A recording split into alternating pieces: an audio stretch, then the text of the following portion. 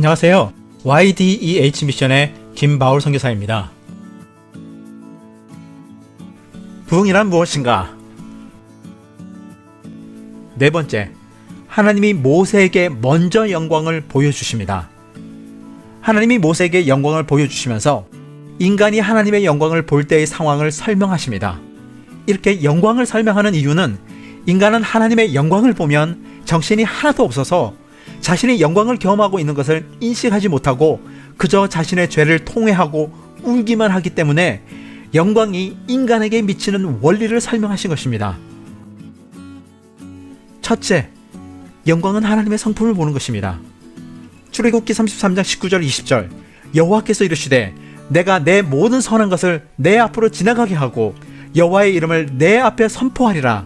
나는 은혜 베풀 자에게 은혜를 베풀고 긍휼히 여길 자에게 긍휼을 베푸느니라.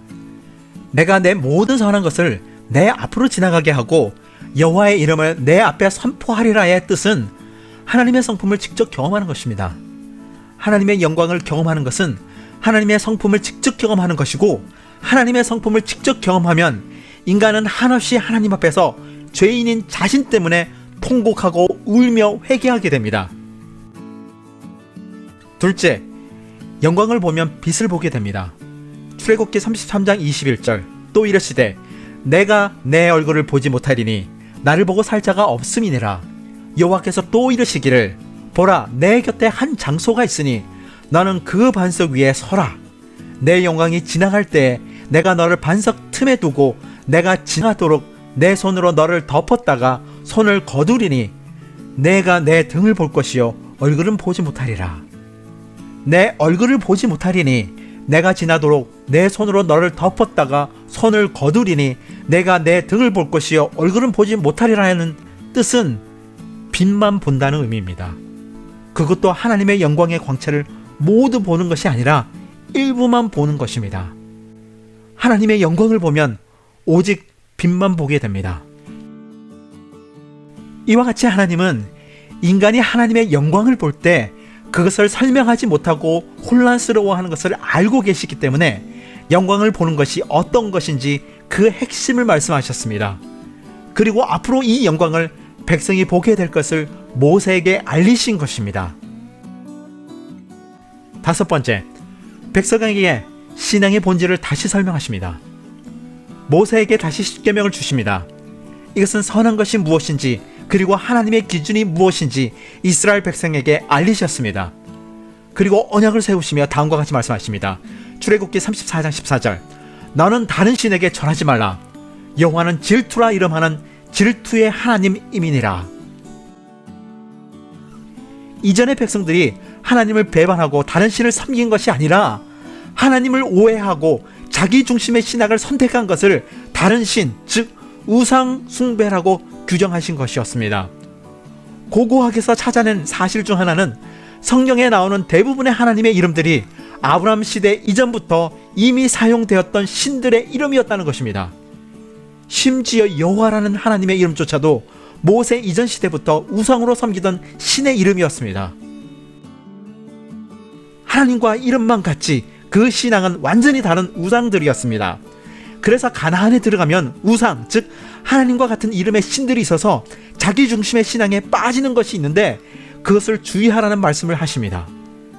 그리고 자기 중심의 신앙에 빠지면 쉽게 자신의 유익을 추구하기 위해 하나님의 이름과 완전히 다른 바알과 아세라와 같은 우상을 쉽게 받아들이는 특징이 있습니다. 그리고 하나님은 각종 절기를 명하십니다. 백성들이 모두 성경을 가지고 있는 것이 아니었기 때문에 절기를 통해 하나님이 하신 일을 기억하고 그것을 기리도록 하였습니다. 그리고 성막을 짓기 위해 헌금을 모으는데 사용하고도 남을 정도로 많은 헌금이 모입니다. 이 예물로 일꾼들을 모아 성막의 기구들과 언약궤와 제사장의 옷까지 완성합니다. 그리고 성막을 봉헌합니다. 여섯 번째, 하나님이 성막의 영광을 보이십니다. 출애굽기 마지막 장 마지막 글에 비로소 모세가 하나님께 구한 주의 길, 즉 영광이 나타나 백성이 그것을 경험하면서 출애굽기가 끝이 납니다. 출애굽기 40장 34절 35절 구름이 회막에 덮이고 여호와의 영광이 성막에 충만하매 모세가 회막에 들어갈 수 없었으니 이는 구름이 회막 위에 덮이고 여호와의 영광이 성막에 충만함이었으며. 레위기에는 이 장면을 더 자세하게 기록하고 있습니다. 레위기 9장 23절 24절 모세와 아론이 회막에 들어갔다가 나와서 백성에게 축복하매 여호와의 영광이 온 백성에게 나타나며 불이 여호와 앞에서 나와 제단 위에 번제물과 기름을 사른지라. 온 백성이 이를 보고 소리 지르며 엎드렸더라. 모세에게 보여주신 영광을 이스라엘 백성이 자신의 죄를 통회하며 하나님 앞에 나올 때마다 모세가 경험한 하나님의 영광을 똑같이 경험함으로 신앙이 회복하도록 하셨습니다. 7번째, 결론입니다. 모세가 타락한 이스라엘 백성의 신앙을 회복시키기 위해서 하나님의 영광의 나타남의 현상을 모든 백성이 경험하도록 간청하였습니다.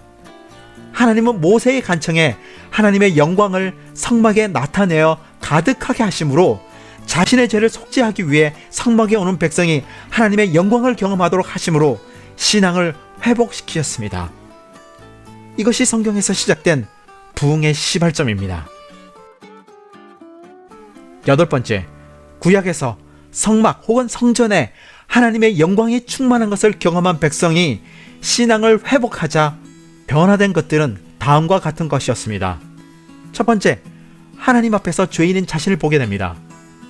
하나님은 모세에게 하나님의 영광을 보게 되면 하나님의 성품을 직접 경험한다고 말씀하셨습니다.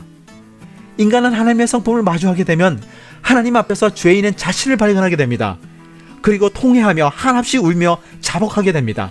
즉, 부흥 때마다 그렇게 많은 사람들이 울며 통곡하는 이유는 하나님의 성품을 경험하기 때문입니다. 두 번째, 주님을 찾고 갈망하게 됩니다. 하나님의 영광을 보며 하나님의 성품을 직접 경험하게 되면 주님께 대한 갈망이 커집니다. 하나님의 이름만으로 울게 되며 진정으로 하나님을 사랑하게 됩니다. 자신의 결심과 결단을 통해 하나님을 사랑하는 것이 아니라 하나님의 성품을 직접 경험한 것을 통해 하나님을 사랑하고 알게 됩니다. 자신의 결정과 결심은 변할 수 있습니다. 그러나 하나님 그분의 성품을 직접 경험하게 되면 경험을 통해 하나님을 알고 사랑하기 때문에 인간은 더욱 신앙의 본질로 살 수 있습니다. 세 번째, 온 세상에 하나님 그분을 알고 싶은 마음으로 가득하게 됩니다. 네 번째, 하나님 중심의 신앙을 가지게 됩니다. 하나님의 영광을 직접 경험하게 되면 더 이상 하나님보다 더 중요한 것이 없다는 것을 몸소 체험하였기에 자기 중심의 신앙을 버리고 하나님 중심의 신앙을 가지게 됩니다. 9번째, 구약에서의 부흥의 의미입니다. 하나님 중심의 신앙이라는 신앙의 본질을 결심하고 결단한 사람에게 하나님은 그 신앙의 본질로 살 수 있도록 직접 영광을 나타내 보여주셔서 신앙의 본질로 살 수 있도록 친히 인도해 주십니다. 이것이 부흥입니다.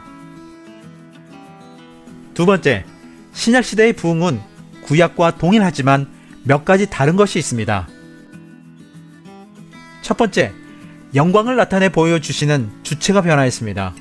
고린도서 4장 6절, 어두운 데에 빛이 비추라 말씀하셨던 그 하나님께서 예수 그리스도의 얼굴에 있는 하나님의 영광을 아는 빛을 우리 마음에 비추셨느니라. 구약에서는 하나님의 영광을 백성들이 성막 혹은 성전을 통해 경험하였는데 신약에서는 예수 그리스도의 영광을 경험하는 것입니다.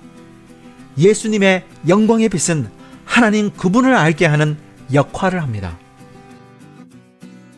두 번째, 영광이 가득할 때 나타나는 하늘로부터 불이 내려오는 현상이 변화였습니다.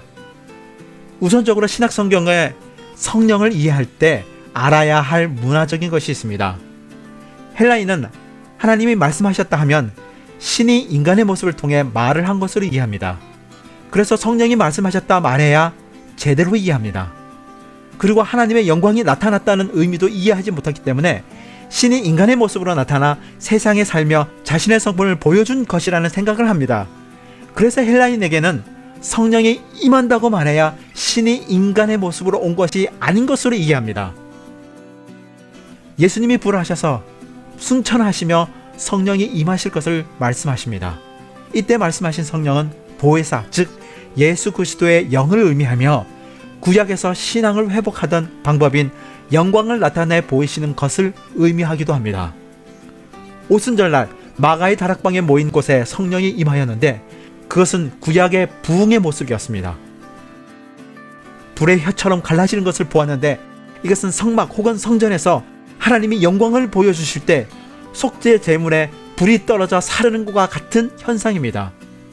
그런데 불만 보이고 불이 떨어져 제물을 사르는 현상이 없는 것은 어린 양이신 예수 그리스도의 보혈이 이미 제물이 되셨기 때문에 더 이상 제물을 사를 필요가 없이 불만 보이는 현상으로 변하였습니다. 이 불이 각 사람 위에 하나씩 임하였다고 하였는데 이것은 구약에서의 제사를 통해 임재하시고 신앙을 회복하시는 방법의 변화를 의미합니다. 제사장의 속죄 제사와 희생 제물이 더 이상 필요 없이 개개인이 예수 그리스도의 희생을 의지하여 속죄가 되고 새롭게 되기 때문입니다. 세 번째, 그리스도의 영광이 모든 사람에게 모든 장소에 나타나게 되었습니다. 마가의 다락방은 성전이 아니었습니다.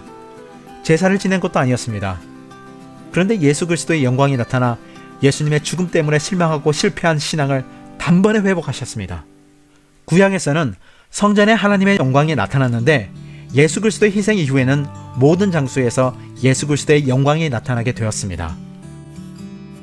성전에 기도하러 간 베드로가 설교를 할 때 3,000명의 사람이 회개하였습니다. 이 3,000명 중에는 예수님을 죽이는데 참여한 사람도 있었을 것입니다.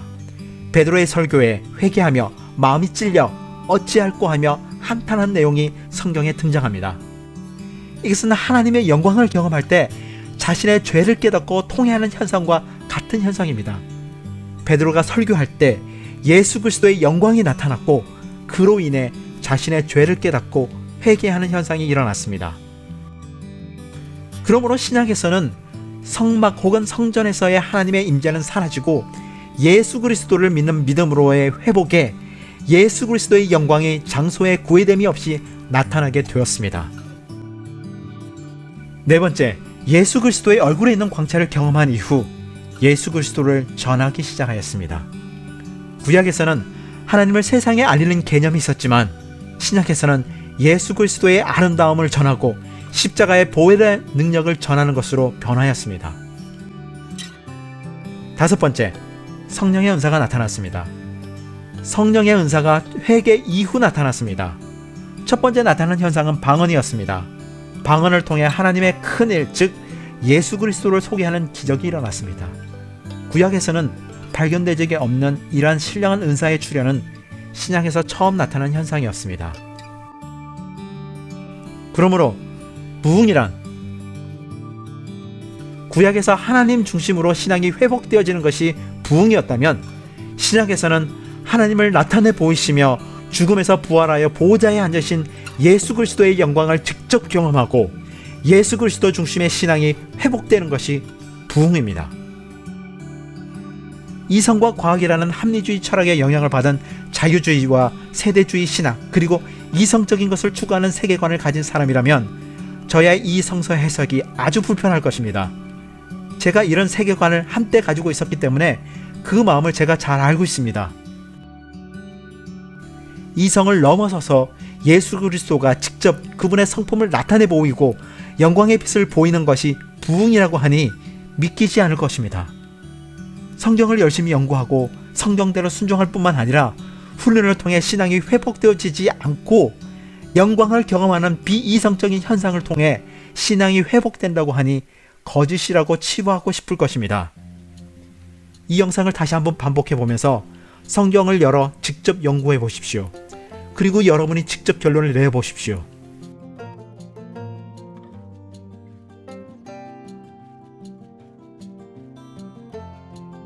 감사합니다.